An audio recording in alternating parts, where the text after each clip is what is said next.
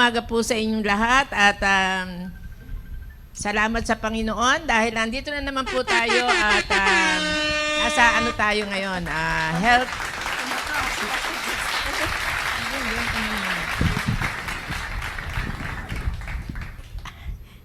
Hello, meron lang pong mahalagang anihin si Dr. Eugene at ako na lang muna sa magbabati at salamat sa Panginoon, nandito na naman po tayo at siyempre gusto ko nang batiin ng mga taga North, East,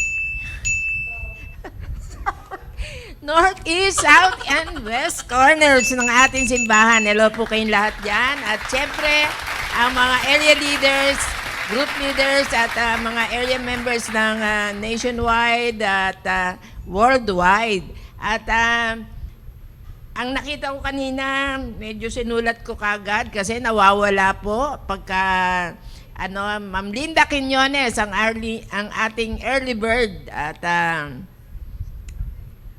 si Sir Toto Bisuelo, Joan, Aiza Degamo, at Ma'am Helen Capundan, at Ma'am Blessemy Ann Jeronimo, Maylene Cosare, Francis Epe, at Ma'am Estela Islawan. Ma'am, ayan, andyan pa rin sina Mirna Alyanige, at sige, bati ka na muna habang wala pa ng Magandang umaga po sa inyo pong lahat. Pasensya na po, meron lang pong emergency call. Pero sabi ko, sige, pwede pa naman after the IP. Magandang umaga po ulit sa inyo pong lahat. At sana ay makapagdulot po kami ulit ng dagdagang kaalaman po patungkol po sa ating pag-uusapan po mamaya. Maraming salamat po ulit at magandang umaga po. Ayan. At siyempre, dagdag natin sina Belia Quiñones. Hello, Ma'am. Mirna Alyanige. At wala pang aking anak. Anyway, busy siguro. At Ma'am Helen Capundan. Ayan, binabati ka nila Ma'am Belia Quiñones. Ay, magandang umaga po. Ay, wala na. Oh, sige. Nasabi mo na.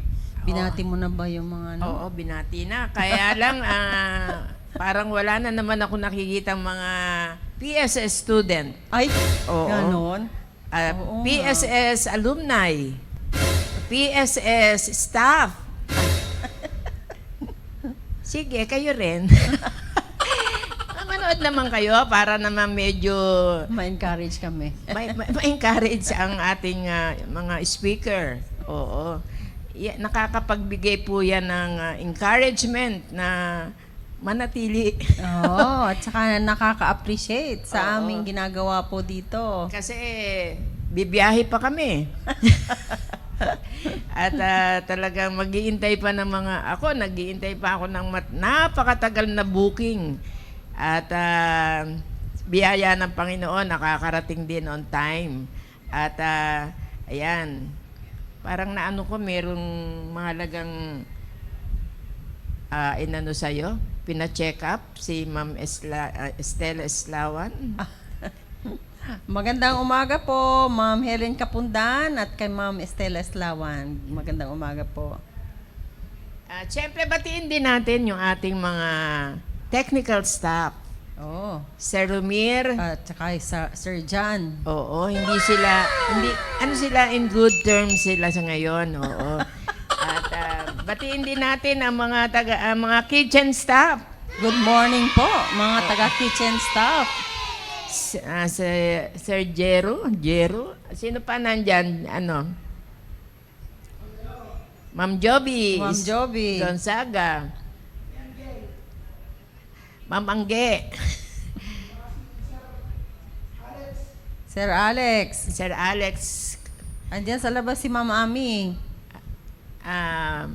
Ma'am Ami Ila. Good morning. Tapos ka nang mag-greetings. Memory verse ba o ano? Anyway,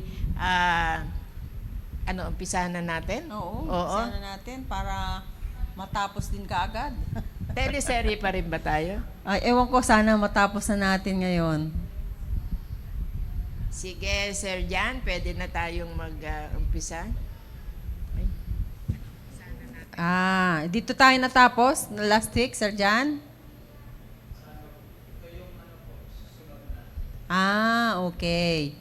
So, ang pinag-uusapan po natin sa mga ngayon lang po naka-tune in, nakamiss po yung mga dati po nating pinag-usapan, ay ang topic po natin ay pre-eclampsia, na ang ibig sabihin, isang babaeng buntis, siyempre babaeng nagbubuntis lang, babaeng buntis na inabot ng 20 weeks age of gestation at tumaas po yung blood pressure niya. Yun po ang ibig sabihin ng pre-eclampsia, na may kasabay na may protein po sa ihi, o bumabagsak po yung platelet, o tumataas po yung liver enzymes. Sila po yung maagang namamaga. Okay? So, ibang klase rin po itong chronic hypertension. Kung may pre-eclampsia, ito po ang ibig sabihin, pag sinabing pre-eclampsia, ang pasyente ay dapat buntis. Hindi po pre-eclampsia pag hindi na siya buntis. Although, meron pa rin po tayong postpartum pre-eclampsia, ibig sabihin, tumaas yung blood pressure niya pagkatapos manganak, pero connected pa rin po sa kanyang pagbubuntis. Okay?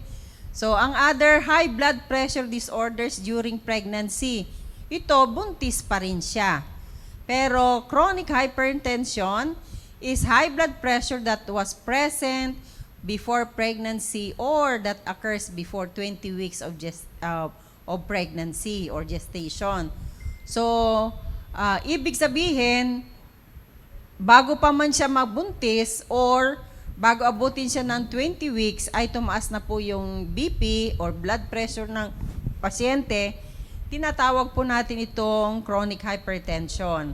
High blood pressure that continues more than 3 months after pregnancy also is called chronic hypertension. Itong mga chronic hypertension po ay hindi po bumababa even beyond 3 months after pregnancy. Samantalang si pre-eclampsia ay pagkatapos mailabas na yung baby, ay usually po ay bumababa na po yung blood pressure. Yun po ang pre-eclampsia. So, ang chronic hypertension ay pwede na pong nag-occur even before pregnancy or before 20 weeks age of gestation, and it can continue beyond 3 months after pregnancy. Next po.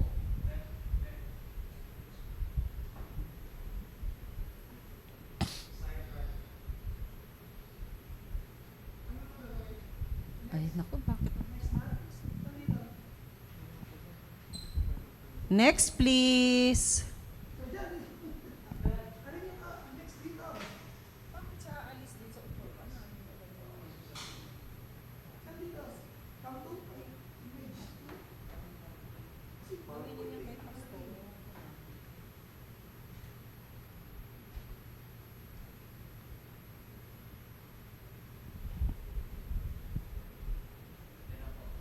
O, sige.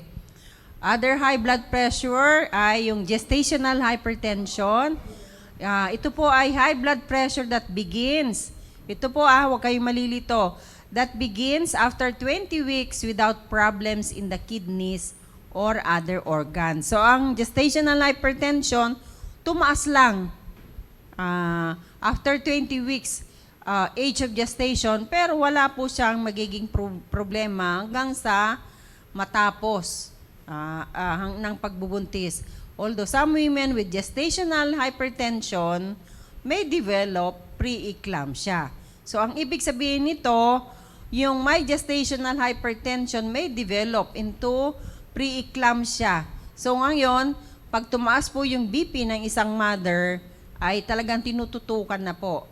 Sinasabihan siya na kuhanin din niya yung BP niya sa bahay. Kailangan niya pong i-monitor at isusulat po para pagbalik niya sa doktor ay meron po siyang ipapakita, i-evaluate po ng doktor kung magko-consider na po ng pre-eclampsia o hindi. So, ibig sabihin, yung gestational hypertension, pwedeng bigyan lamang po ng pampababa ng blood pressure at ito po ay nakokontrol na wala pong magiging problema patungkol po sa kidneys and other organs. Okay? Now, next po.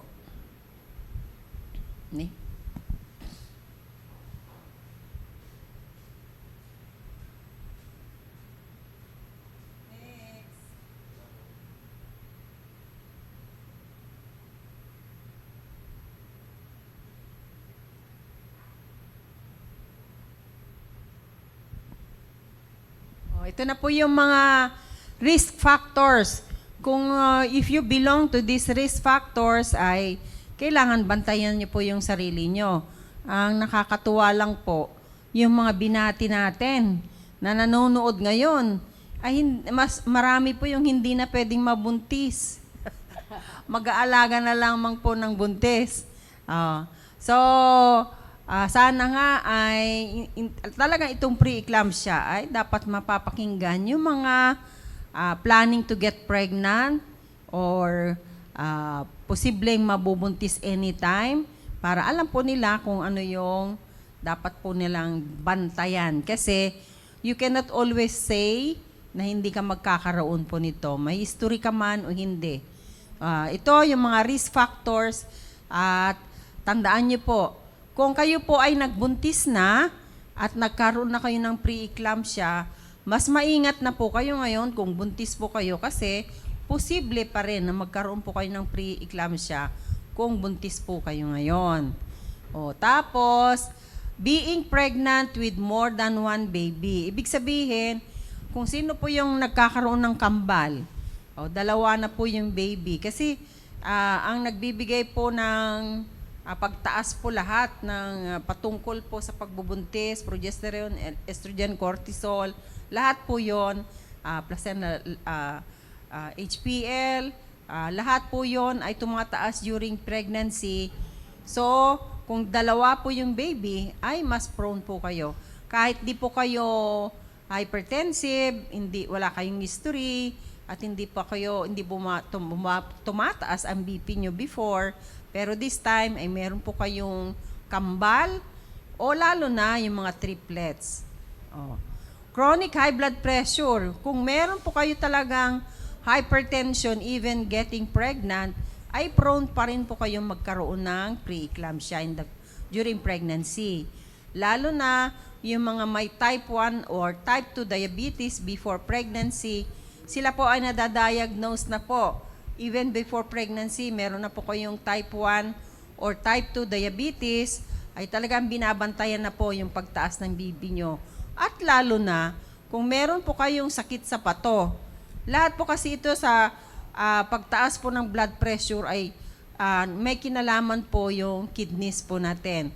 At ganun din po, yung mga may autoimmune disorders, yung mga may lupus, erythematosus, SLE, systemic lupus erythematosus. Ito po ay autoimmune disorders na kasama na rin po yung pagtaas ng blood pressure at added burden po yung pagiging buntis. Ganon din po yung use of in vitro fertilization. Yung mga tinatawag po natin na test tube baby. Pero ang totoo naman, hindi naman po inilalagay sa test tube. Kundi inilalagay po sa disc, doon po fina-fertilize po yung sperm na nag-gather po sa tatay ay ipagmimit po doon sa egg na nag-gather din po sa nanay. At sila po yung in vitro fertilization, sila rin po yung prone sa pagtaas po ng blood pressure. Meron nga po akong pamangkin sa kapatid ko ay nagkaroon po lahat yan, yung pagtaas ng blood pressure, nag-pre-eclampsia nung siya po ay nag-in vitro fertilization. So, ayaw na niyang maulit. Okay, next. Isa pang predisposing or risk factors po na magkaroon po ng pre-eclampsia, This one is moderate risk of developing preeclampsia. Itong first pregnancy with current partner. Alam niyo po kasi, yung mga nagbubuntis, pwede po silang nagkaroon na ng isa, dalawa, tatlong pagbubuntis. But this time, meron po silang bagong partner. Yung rationale of this one ay hindi pa clearly identified bakit kailangan pong tanungin kung yung mother ay isa lamang po yung tatay. Pero kami po ay may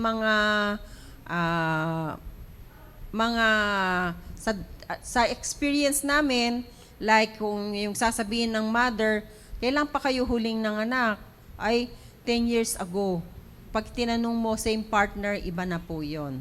Bibihira lang yung magsasabi na kailan kayo nanganak? 2 years ago. Pero meron pa rin po.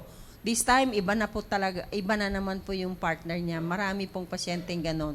So, isang moderate risk na magkaroon po ng preeclampsia. Lalo na yung mga obese, yung talagang overweight, na talagang yung overweight sila, ay overweight din yung problemang ibibigay sa amin. Yung mga sobrang taba. Masakit man tanggapin, pero paano ba sa Tagalog ang obese? Malusog. Sobrang, hindi na siya malusog eh. Hindi na considered healthy po yon. So, kung sobra po yung timbang nyo, yung laki ng katawan nyo, tapos kayo po ay nagbuntis, ay hindi naman ipagbabawal na magbuntis kayo.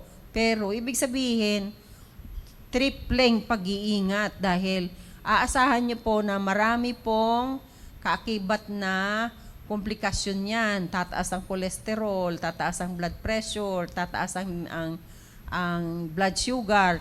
Lahat po yun ay nagwo-worsen po during pregnancy. Tapos, kung meron pong family history of preeclampsia, yung mami ko kasi marami din po kami. Nakasyam din po ang mami ko. Nagka-preeclampsia, eclampsia siya sa bunso. So may history kami ng preeclampsia talaga. Mataas din po yung history po namin sa hypertension. So lahat ng mga kapatid ko nung nagbubuntis sila, hindi naman sila inabot ng preeclampsia, pero nagkaroon po sila ng gestational hypertension. At most of us ay talagang hypertensive na. Kaya kung meron po kayong history, dapat sabihin niyo po kagad sa doktor nyo na meron po kayong history ng preeclampsia para babantayan na po natin. Ganon din po yung maternal age of 35 or older. Kaya po, ina-advise po namin na kung if you wish to get pregnant, yung 25 to 35, yun po yung safest po na pagkakataon. Kasi, sinabi niya dito, maternal age of 35, kung below, yung mga teenager po, nagkakaroon din po sila ng preeclampsia. Kasi hindi pa po fully develop yung kanilang reproductive organs na hindi basta-basta makapag-adjust sa pregnancy. So, pero mas madali kasi silang maka-adjust din sa kung ano man yung mga stress during pregnancy. Pero kung 35 years or older, sila din po yung talagang tumataas na ang blood pressure bago pa magbuntis. Ibig sabihin, sila pa rin po yung, kung minsan, meron na rin pong mga maintenance medication ng mga to, edi, dagdag po, nagbuntis pa sila, pwede pa rin po silang magkaroon ng preeclampsia. Tapos, complications in a previous pregnancy. Nagkaroon po ng problema na po, kung hindi man preeclampsia, nagkaroon na po ng problema sa dugo, sa puso, sa kidney at saka sa liver, ay kayo pa rin po yung prone po sa preeclampsia. And again, sabi ko kanina, yung more than 10 years since previous pregnancy. Kaya palagi naming tinatanong, kahit pa 8 yung kanyang naipanganak na, napakahaba yung history, kailangan namin alamin kung lahat pa magpagbubuntis niya, ay wala po siyang naging problema, saan siya nanganganak, sa bahay ba? Kasi dati pwede manganak sa bahay, pero ngayon ay hindi na allowed, nanganak sa lying in, nanganak ba sa ospital. Wala bang naging problema? Kaya this time, kung maaga kasi siyang nanganak, yung mga 15 years old, talagang makakasampu po sila sa age 30. This time, 35 na siya, nabuntis siya ulit, or even 40s. Meron mga akong pasyente ngayon na 40 years old na yung kanyang anak ay 17 years old na. So, yung mga ganyan, binabantayan na po namin dahil pwede po silang magkaroon ng pre-eclampsia during pregnancy. Okay? Next po. Fetal growth restriction. Ang ibig sabihin po nito, naapektuhan. Ito na po yung mga komplikasyon ng pagiging mother with preeclampsia. Ano yung komplikasyon para sa baby niya?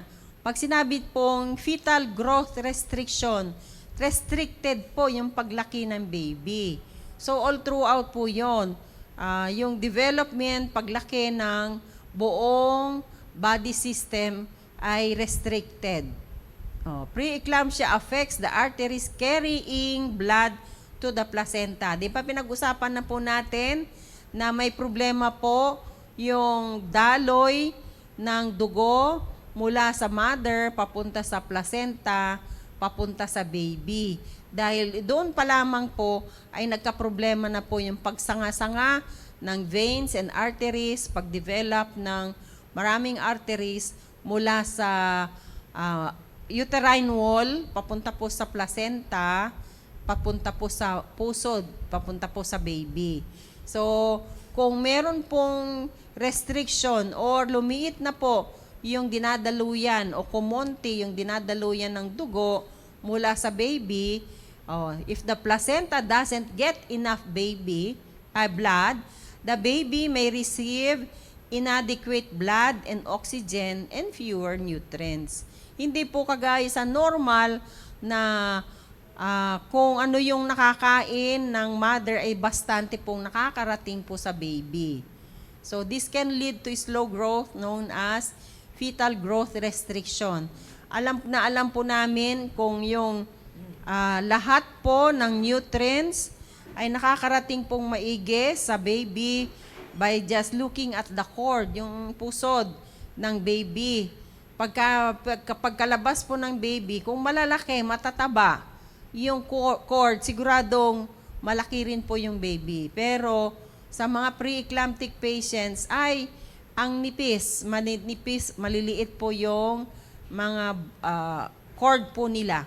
Kahit pa na mahaba. Kasi meron pong babies na mahaba ang cord, meron din pang maiksi, pero kung malalaki, siguradong nakarating po ng maigi yung natanggap po nila, yung enough nutrients na panggaling po sa nanay. Pero kung maliliit, sometimes itong hinliliit po ng daliri natin, ganyan lang po kalaki yung pusod ng mga fetal growth restricted babies. Samantalang, ang lalaki, kahit na 2 daliri mo, ganun kalalaki yung cord ng mga healthy baby. Next po. Ma'am, may tanong dito si Ma'am Joy Rico. Good morning, ma'am. Good morning po. Ma'am Eugene, pag ang diabetes type 2 po ba ang nagbuntis at pre-eclampsia, posibilidad po bang ma-CS pag nanganak? Thank you po. Meron pong sasabihin po natin mamaya yung manner of delivery. Kasi po, pagka diabetic ka na, pre-eclamptic ka pa, diabetic, tumataas ang blood pressure, at tumataas ang blood sugar, at tumataas po yung blood pressure, ay doble-doble na po yung burden po para sa mother because of the pregnancy. Kung kaya pa, kunyari ay nasa gestational age of 37, ito na po, babasahin ko po ito. Yung komplikasyon, hindi ko nababasa. Ito, isasagot po natin dito. Yung isang komplikasyon ay fetal growth restriction ito preterm birth. Ibig sabihin na ipapanganak po yung baby even before 37 weeks. Bakit naman 37 weeks? Kasi po, ito po yung mga babies na handa na pong mabuhay sa labas ng uterus ng baby, ng mother, na ay ibig sabihin, fully developed na po yung kanilang lungs, na kaya na po nilang huminga. So, pagka meron po kayong mga komplikasyon na ganito, unplanned preterm birth. So, ibig sabihin, we cannot say kung kailan kung aabot ba kayo sa 37 weeks or hindi. Minsan ay sobrang preterm yung baby na kailangan na pong tanggalin dahil po sa komplikasyon ng pagbubuntis, kagaya ng pagiging diabetic at saka pre-eclamptic. So also, planned preterm birth is a primary treatment of preeclampsia. Ibig sabihin, tapusin ko na lang muna to. A baby born prematurely has increased risk of breathing and feeding difficulties, vision or hearing problems, developmental delays, and cerebral palsy. Ibig sabihin, we cannot say na pag may pasyente po kaming may diabetes at saka preeclampsia, we cannot say na kaya po niyang abutin ng delivery after 37 weeks. Pero dahil nga po sa komplikasyon ng preeclampsia, ay minomonitor po kung kakayanin ng mother na yung safe po silang dalawa. Kasi po, dapat safe po yung mother at saka baby. Kung kaya po naming i-delay para lamang po mag-mature pa yung baby. Pero there are times na hindi na po pwede.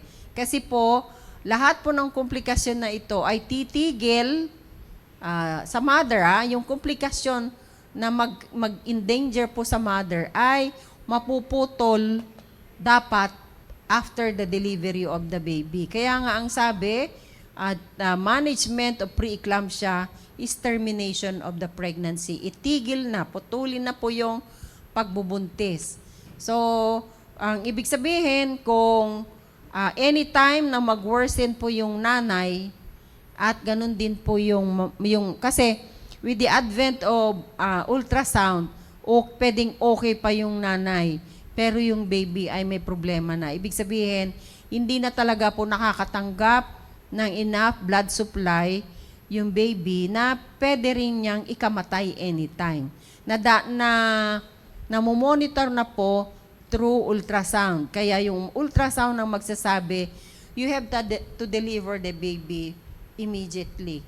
So, pwede rin yung, sa pagmomonitor po, yung tinatawag po namin na OB Doppler, yung uterine arteries, umbilical artery, and middle cerebral artery ng baby ay minomonitor po yan.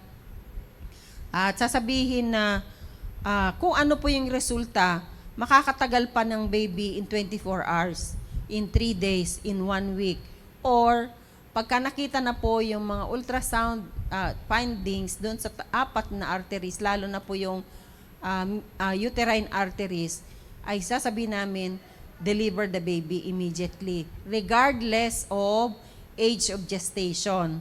Kasi kahit sabihin pa natin na marami pong magiging problema, we cannot wait na panuurin mo lang na mamamatay na yung baby sa loob. So, i-deliver po na yung baby even before na kaya po niyang mabuhay ng walang support sa labas. So, madalas po dahil sa hindi niya inabot yung 37 weeks, ang baby na pinanganak prematurely has increased risk of breathing and feeding difficulties. Yung breathing po, hindi pa po fully developed po yung kanyang lungs. Di ba ang lungs natin ay parang sponge na pumapasok ang hangin, lalaki siya, labas-pasok ang hangin. Pero kung yung hindi pa develop lungs, hindi po siya nag-e-expand.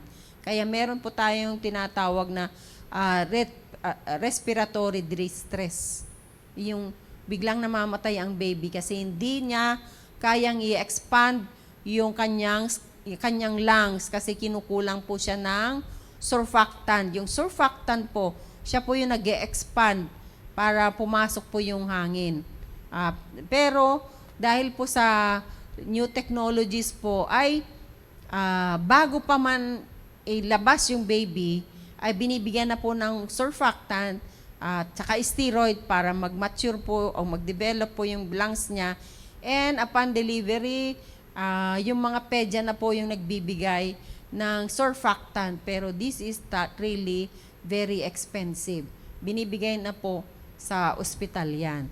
Siyempre, dahil hindi pa po fully developed, pati yung feeding ay hindi pa po marunong lumunok yung baby, ganun po. So, hindi pa siya pwedeng padedehin, dinadaan muna sa swero. Vision, bakit magkakaroon po ng problema ng baby sa vision? Kailangan pong bigyan po ng oxygen dahil kung yung grabe yung pressure ay nagkakaroon po ng retrolental fibroplasia na ibig sabihin na separate po. Yung severe prematurity ay binibigyan po ng oxygen para mabuhay yung baby.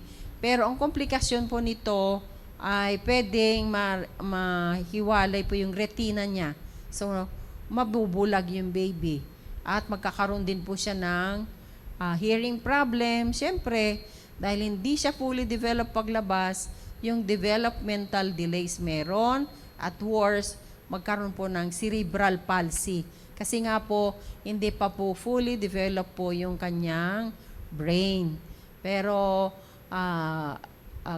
thanks to technologies ngayon, ay pwede po nilang isimulate. Paglabas ng baby, ay meron na pong mga ospital na yung incubator ay isa-simulate niya na parang nasa loob pa ng mattress yung baby para kaya po niyang mag-survive. Meron po kayo napapanood dyan sa mga reels o sa mga journals. Lumalabas po yan na yung baby na kahit kaya mong dalhin sa isang palad mo ay nakaka-survive hanggang sa ma-discharge po sa hospital. Pero, syempre po, kung dito sa Pilipinas, you must be rich. Kasi, million, hindi lang po million. Million. Ganun po kamahal. At gumagastos ka talaga ng milyon araw-araw. Kung magtatagal po yung baby mo sa incubator, kunyari, 900 grams, yung baby mo, wala pang 1 kilo or 600, at palalabasin yung baby mo, pag 2 kilos na siya, kaya po niyang, pero yung sa mga sophisticated hospitals, makikita nyo, kahit ilalabas na yung baby nila, naka-oxygen, naka-NGT, katabi yung kanilang stroller, yung oxygen tank. Yung ibang ang baby ay nakapeg, yung gastric tube. Kasi doon po dumidiretso yung pagkain ng baby dahil hindi pa niya kayang lumunok. Nag-aspirate pa siya. Ganon po kagrabe. Pero, depende rin sa salvage rate ng isang hospital. Kunyari, ipinanganak yung anak nyo at 28 weeks, ano bang salvage rate ng pasyente ay ng ospital kung saan ka nanganak? Kaya ba nilang buhayin ang 28 weeks? Pwedeng yes. Pero hindi ibig sabihin na always. Pwedeng mabuhay, but not always. So, ibig sabihin, kahit na sa mga sophisticated hospital, they cannot assure you na yung baby mo ay makakasurvive. So, ganun po kaimportante ang pre-eclampsia. We cannot say when to deliver. Nagdidepende lamang po kami sa simptomas na signs and symptoms na nakikita po sa mother at ganun din po sa baby. So malaking multidisciplinary talagang nagko-conference po sa lalo na sa mga training hospitals. Pinag-uusapan po naming maigi on what to do. Hindi pagdating niyan ay i-CS na kita. Siyempre, mas malamang na ma-CS dahil pagka preterm pa yung baby mo, hindi pa nagle-labor ang mother. So, hindi mo pwedeng i-induce yung, hindi mo pwedeng pilitin na mag-labor po yung mother kasi hindi rin magre-respond. Ang ganda ng pagka-create ng Panginoon sa atin. Kasi, pagka nagbuntis ka, wala namang ibinibigay sa iyo ng gamot. Pero bigla ka na lang mag-labor, 'di ba? So, magle-labor ka, sasakit yung tiyan mo, magko-contract yan ng magko-contract hanggang sa ilalabas mo, bubuka siya. So, ibig sabihin, pagka nag-labor ka na, ready na yung matris mo na bumuka. Oh. Walang ibinibigay na gamot yan, bubuka siya ng kusa. Pero pag preterm at hindi mo pa inabot ang maturity, ay hindi siya, kahit bigyan mo ng gamot, ay hindi po bubuka yung matris mo. Imaginin mo yung haba ng cervix, 3 to 4 cm yan, pagka lumalabas yung baby, parang papel na lang siya, nanibis na siya.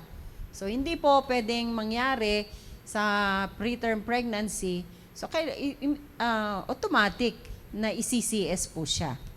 Okay? Sana nasagot ko yung katanungan ni Ma'am Joy. Maraming salamat po sa katanungan. Next po, Sir Jan. Ito yung placental abruption. You may not be familiar with the term. Preeclampsia increases your risk of placental abruption. With this condition, the placenta separates from the inner wall of the uterus before delivery. Severe abruption can cause heavy bleeding, which can be life-threatening for both the mother and the baby. Ibig sabihin nito, yung humihiwalay, yung placenta sa uterine wall. Di ba yung placenta ay nakadikit, may blood supply na nakakonect sa matres ng mother. Pero sa placental abruption, bigla na lang humihiwalay yung placenta dahil po sa poor blood supply. Siyempre, pag nahiwalay na po yung placenta, magbi-bleed yun. At saan galing yung bleeding? Hindi na po galing sa uterus, kundi galing na sa baby. This will cause bleeding hanggang sa mag-exsanguinate yung baby. Mamamatay po siya. At yung mother din, dahil humiwalay na yung placenta, andun pa lahat yung laman, hindi po siya makapag-contract, nagdudugo rin. So, kung hindi po ang diagnose na placental abruption, ay pwede pong mamatay both the mother and the baby. There are times na kahit binabantayan mo, bigla na lang ganito ang nangyayari. Kaya talagang ina-admit po yung mga pasyenteng ito kasi anytime na mayroong yung severe pain, mararamdaman po ng mother, iba po yung contraction. Umiwalay na po yung placenta, ay kailangan buksan na po kaagad yun. Para with the hope na maabutan pa yung baby. Bakit namamatay yung baby? Kasi nga po, kung nahiwalay na yung placenta, ay magdudugo yung placenta na nanggagaling na po sa baby. Kaya nga po, ang bata, pag ipinanganak, ay dapat nauuna yung ulo, kung placencephalic siya, kung suhi man, nauuna yung mga extremities bago yung placenta. Hindi mo pwedeng paanakin na nauuna yung placenta kasi doon po nanggagaling yung blood supply ng baby. Kaya nga po, pagkalabas ng baby, puputulin po yung pusod bago ilabas yung placenta. At saka pagka yung ganyan na lumabas na yung baby, hindi pa rin kampante at least nabawasan na po yung stress ng OB kasi there are times na hindi mo basta-basta maihiwalay yung inunan. So matagal din po yon. At the worst ay yung mga undiagnosed placenta previa o placenta acrita na yung placenta ay hindi mo na maihiwalay sa matres, placenta acrita. Hindi mo na maihiwalay sa matres at minsan ay lumalabas po yung mga ugat-ugat hanggang sa bladder. So, itong mga pagkakataong ito ay kung hindi na po kaya, tinatanggal din po yung matres right after delivery. Pero there are times na kung diagnose na po siyang placenta acrita, ay hindi po namin pinupwersa na tanggalin to, iwan lang po sa loob ng matres at meron pong gamot na ibibigay sa mother para lumiit po yung inunan. Okay? Next po. Sa pang komplikasyon, ito na po ay worsening na po talaga. Hemolysis, yung pumutok na po yung red blood cells. Elevated liver enzymes, tumataas na po yung mga enzymes ng liver, yung SGPT, SGOT, at low platelet count. Bumabagsak na po yung platelet count. So, tinatawag po namin ito na HELP syndrome. HELP stands for hemolysis, destruction of red blood cells, elevated liver enzymes, and low platelet count. This severe form of preeclampsia affects several organ system. Talaga po pagka nagkaganito na po, talagang sakit sa ulo para sa doktor, hindi lamang po sa pasyente. Siguro sa ibang slide, ewan ko kung meron pa. Next. Ito. Balik nyo po sa next, previous. Itong help na to, ay napakahirap na po. Pag dumating po yung pasyente, lahat po ito ay meron na po yung pasyente. Ang hirap-hirap pong magdesisyon. Kasi po yung low platelet, pag binuksan mo ang isang mother na kagaya ng dengue, para ma-correlate nyo, di ba ang binabantayan nyo ay yung platelet? Habang bumabagsak po yung platelet, lalong nagdudugo, di ba? Ilong, meron pa nga dyan, pati yung kanyang pananalita ay lumalabas na sa bibig, sa tenga, sa ihi, at saka sa dumi. At mabagsak na po yung low platelet. Bakit kailangan malaman itong low platelet? Kasi po yung, siya po yung magkaklat, magpapaklat ng dugo. Pagka low platelet na po, pag sinugatan mo, tuloy-tuloy na po yung pagdurugo. Hindi mo na po maampat ito. Di ba sabi ko kanina, usually ICS yung mother. Pero pag bumagsak na yung low platelet low platelet pa. Pag bumagsak na po yung platelet, the patient is prone to severe bleeding. Ibig sabihin, hindi namin pwedeng pigilan yung pagbibleed ng mother. Ibig sabihin, hindi kagaya na pagka nag-bleed yung malaking ugat, ay ilaligate mo lang. Dito, saan mo po ilaligate? Kasi nga po, wala na po yung clotting mechanism po ng platelet at pag binuksan mo ay tuloy-tuloy ang pagdurugo. Napakahirap na sitwasyon po nito. Kaya lahat po yan, bago po kami mag-CS, ay lahat po yan ay guarded. Naka-ready na po yung maraming platelet concentrate, iba pang blood products. Blood products should be available even before we start the operation at ibinibigay po ito. Sabay-sabay na po yung pag-oopera. At this time, di rin po kami sigurado kung okay din po yung baby niya paglabas. At itong help na to ay mag-iiwan po ng pwedeng severe organ damage sa kidneys, sa liver, ganun din po sa heart ng pasyente. So kung ito yung isang importante po sa preeclampsia, wag po nating babaliwalain pag sinabi ng doktor na meron po kayong preeclampsia kasi pwede po kayong magkaroon ng HELP syndrome anytime. Hindi po pare-pareho po ng pasyente. Bakit ako? Hindi naman ako nagka-HELP. mapalad ka. Pero you cannot say na hindi ka pumunta dito sa sitwasyon na to. Kasi depende po yung kalagayan po ng pasyente. Individual differences po on how you respond. Kasi meron din naman ibinibigay ng mga gamot para makontrol ang pre-eclampsia. Pero kahit na sangkatutak na po yung ibibigay sa iyo and yet magkaroon ka po nitong HELLP syndrome, ibig sabihin, wala na pong ibang gagawin kundi ilabas po yung baby mo. Okay? Sana nakukuha niyo po ito. Next po, isa pang komplikasyon ng pre-eclampsia ay eclampsia. Ano ba ang eclampsia? Eclampsia is the onset of seizures, yung pagkukumbulsyon or coma with signs and symptoms of pre-eclampsia. Ibig sabihin, ang eclampsia, dapat meron kang pre-eclampsia. Okay? Kaya naging eclampsia nung nagkaroon na po siya ng convulsion.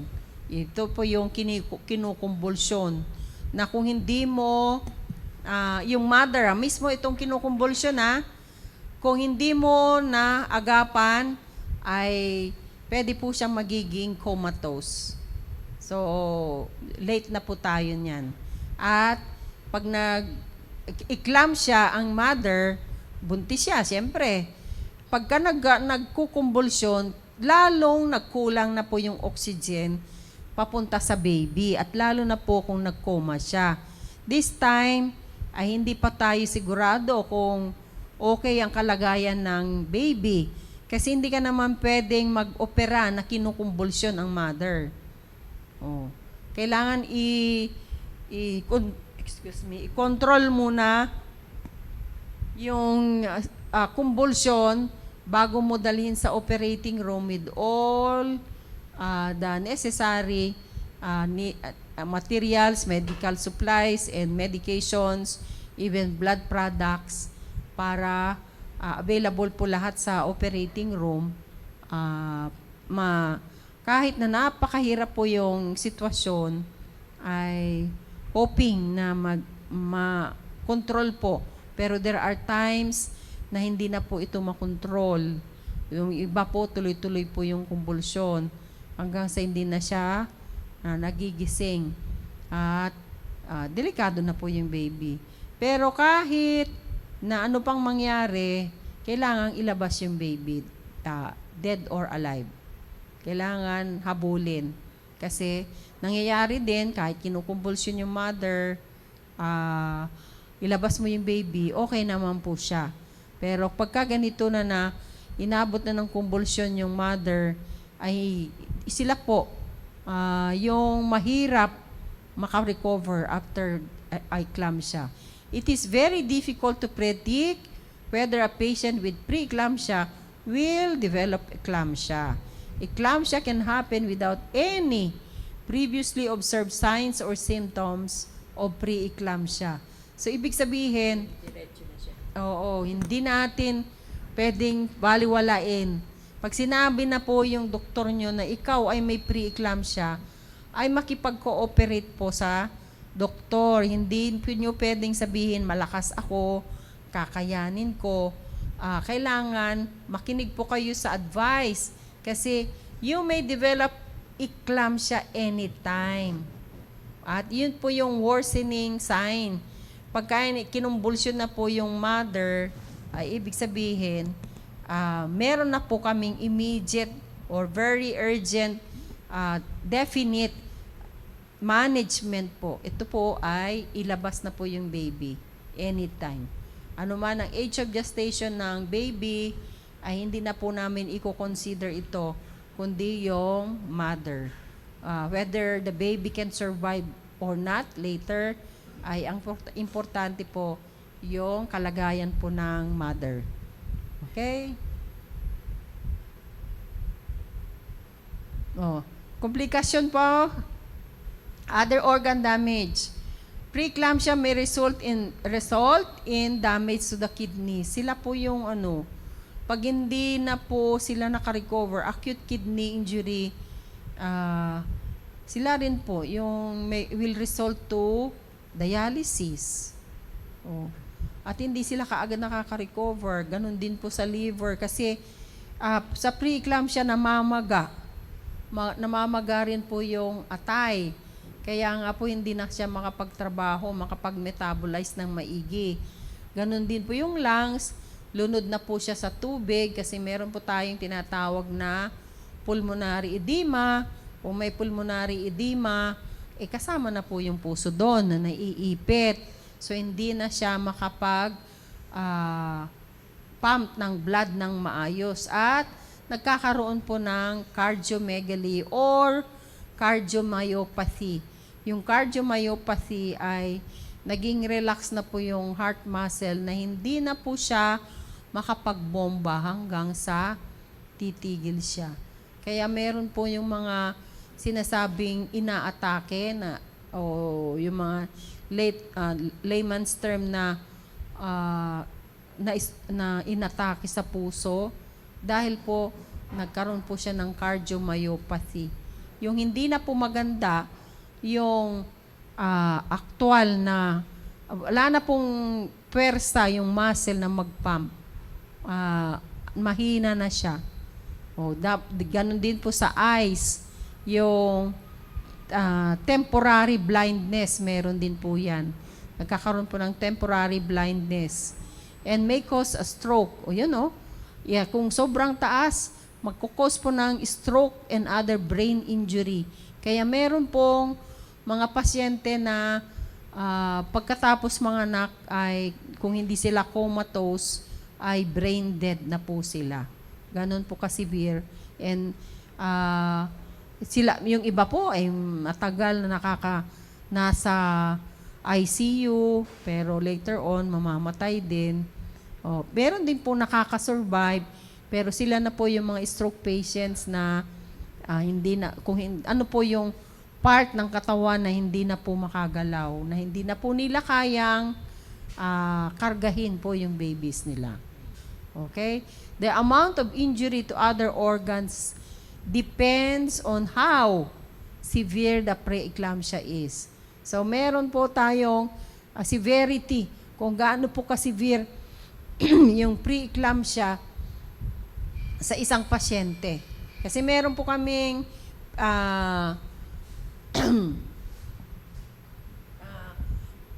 diagnosis na preeclampsia with no severe features and preeclampsia with severe features. Yung mga features na yan, yung may protein sa ihe, mababa yung platelet, mataas yung liver enzymes, yun po yung mga severe features, yung sinasabi ng pasyente na nalalabo ang paningin, ganon. At sila po yung mga sumasakit ng sikmura at nagsusuka na. Okay, next po. Last na to. So, tapos na? Ay, wala man lang sinabing management. Yung cardiovascular disease. Having preeclampsia may increase your risk of future heart and blood vessel or cardiovascular disease. The risk is even greater if you've had preeclampsia more than once or you've had a preterm delivery. So, ibig sabihin, hindi pwedeng, this is a very significant disease entity na kailangan natin bigyan ng pansin.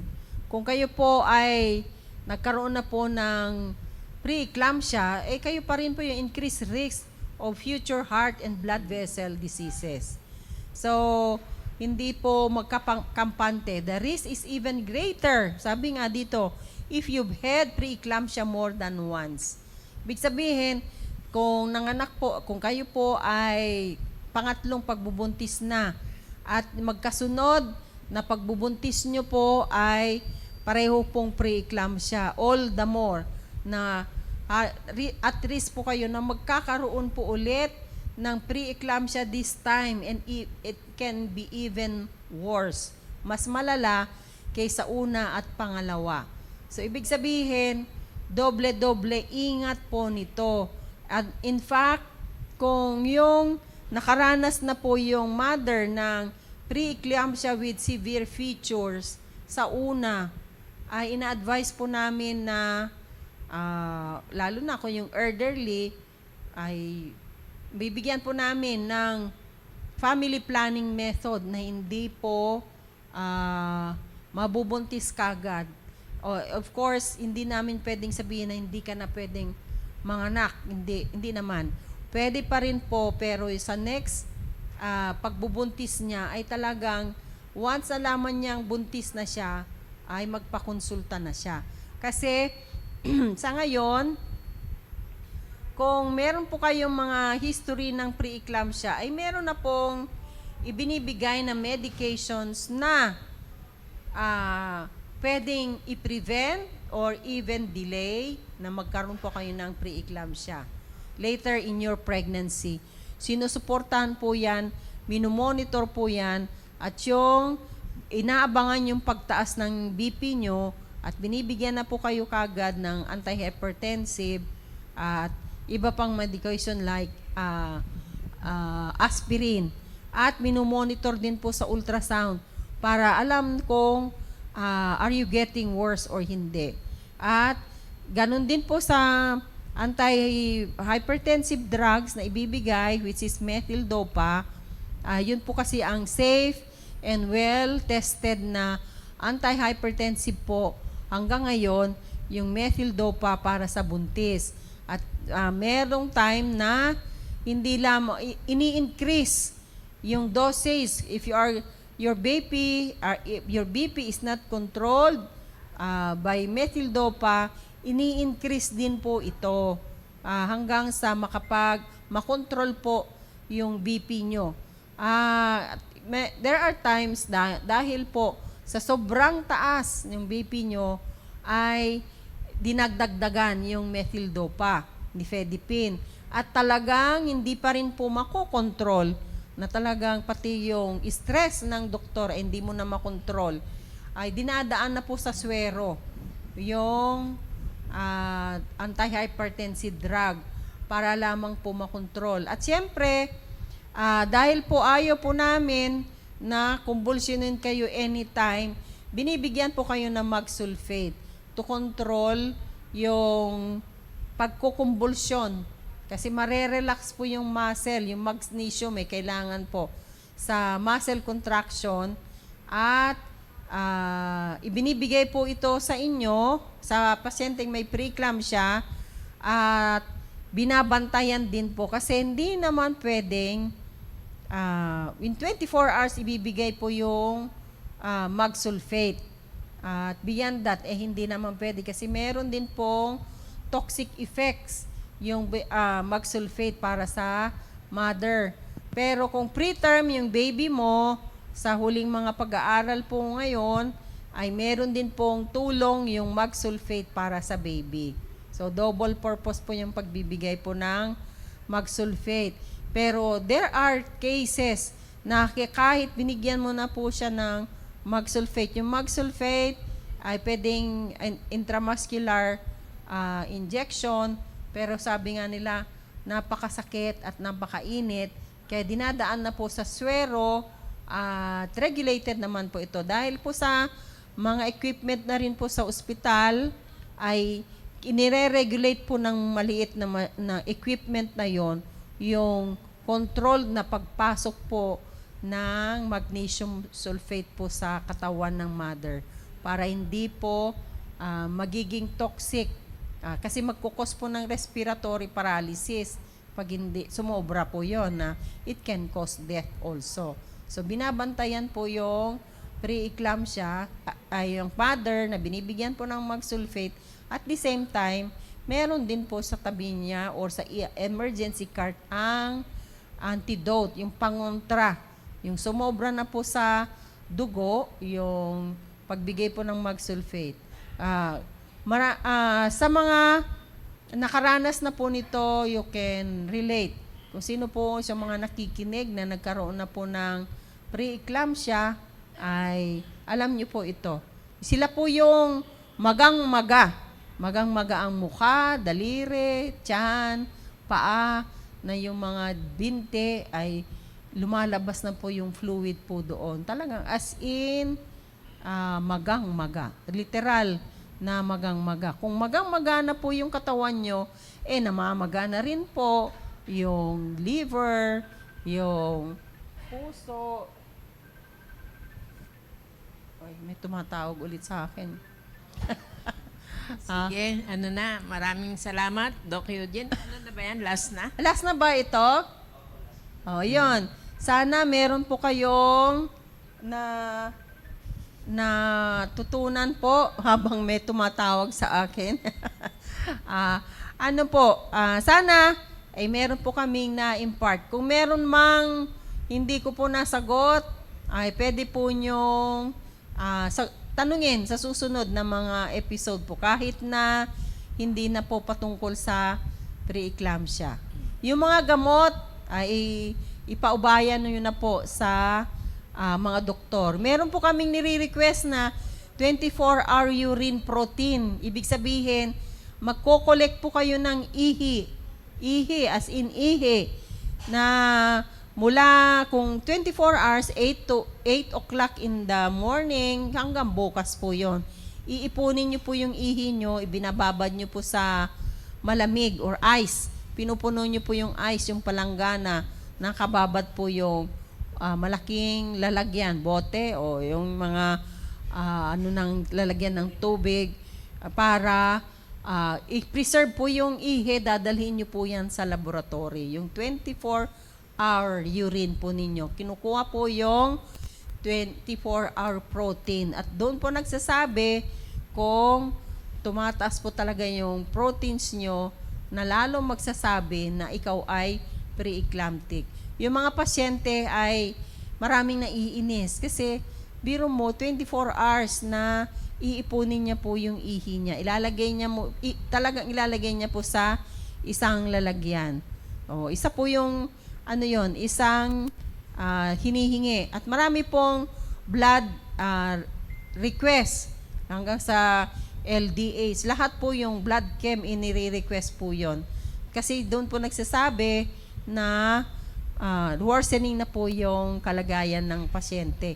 At doon po nagbibigay po ng guide sa amin, tulong po sa amin kung kailangan ba namin i-terminate na po yung pregnancy. Ibig sabihin, pwedeng vaginal o pwede pong CS. Pero mas madalas po ay CS na po yon. Okay po. Salamat po ulit. Sige, maraming salamat, Doc Eugene. At gusto ko lang pasalamatan itong mga humabol nating mga viewers. Ma'am Gemma Krampatanta, J.R. Louis Ruiz, Cesar Dejos, Raquel Taha, Ma'am Fe Lucas, Juanita Aquario, siyempre ang aking anak, B. Jason Castro, Samuel Burse, Beng Dingding, Ma'am Ellen Hermosura, at Ma'am Leticia Aranda and Mary Gonzaga. Maraming salamat Nandiyan po. pa po si Ma'am Daisy at si Doktora Lailani Santos. Nandyan din ba? Okay, maraming salamat. At syempre, wag muna kayong aalis dahil meron pa tayong susunod na programa, ang The Baptist Baptist Lunch. Lunch. Bye-bye. Maraming salamat.